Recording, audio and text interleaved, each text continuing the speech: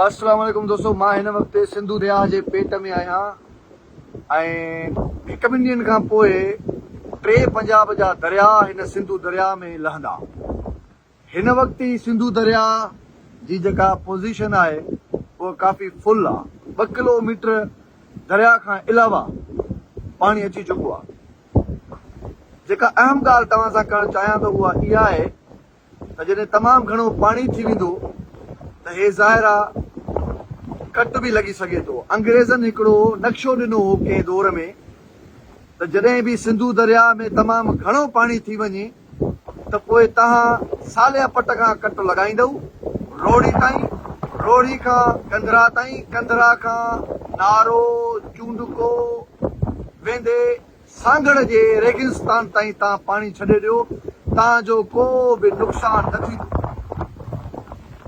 हाणे उन रेगिस्तान में तक़रीबन ज़मीनूं थी चुकियूं आहिनि जेके हिन वक़्तु सखर जी सियासी जमातुनि, सियासी शख़्सियतुनि जूं उहे ज़मीनूं बणिजी चुकियूं आहिनि। पोइ दफ़े इन्हनि ज़मीनुनि खे बचाइण लाइ थोरी बंद खां कट ॾिनो वियो, जंहिंजे करे गंदकोट खां इहो पाणी थींदे खैरपुर नाथन शाह खे हुन ॿोड़े छॾियो।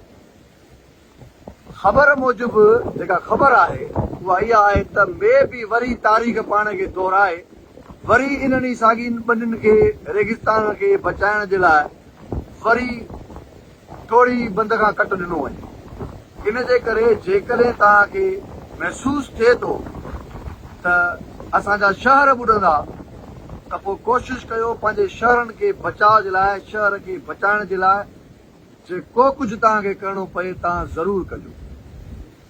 वंस अगेन तव्हांखे ॿुधाईंदो हलां त जेकॾहिं दरिया में तमामु घणो पाणी अची वञे थो त इन जो सवलो आसान तरीक़ो इहो आहे त सालिया पट खां कट ॾेई करे इन्हनि खे पाणीअ खे परते असां ट्रांसफर कंदासीं त बचंदासीं, न त असां ॿुॾंदासीं। पंजाब में ॿोॾ आई त पंजाब वारनि पंहिंजे अकुल मां कमु वरितो।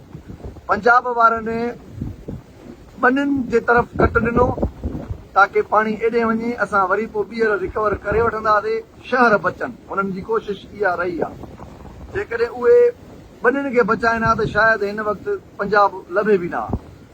सो असां सभिनीनि खे इहा रिक्वेस्ट कंदासीं, जेके बि ताक़तवर माण्हू आहिनि, जेके स्टेक होल्डर्स आहिनि, त ख़ुदा पंहिंजे शहरनि खे बचायो।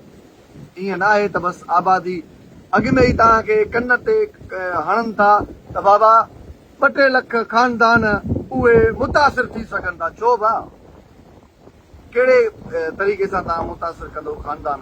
माण्हुनि जी तव्हां वटि का अहमियत कोन्हे का, ज़मीनुनि जी अहमियत आहे, रेगिस्ताननि जी अहमियत आहे। मतिलबु ख़ुदि पसंदी मां निकिरो। हीअ सॼी सिंध खे पैगाम आहे त जेको जंहिंखां थी सघे पंहिंजे शहरनि जी मालिकी कयो, निकिरी अचिजो। हाणे बसि 1-2 ॾींहं अथव, अलाए छा थींदो।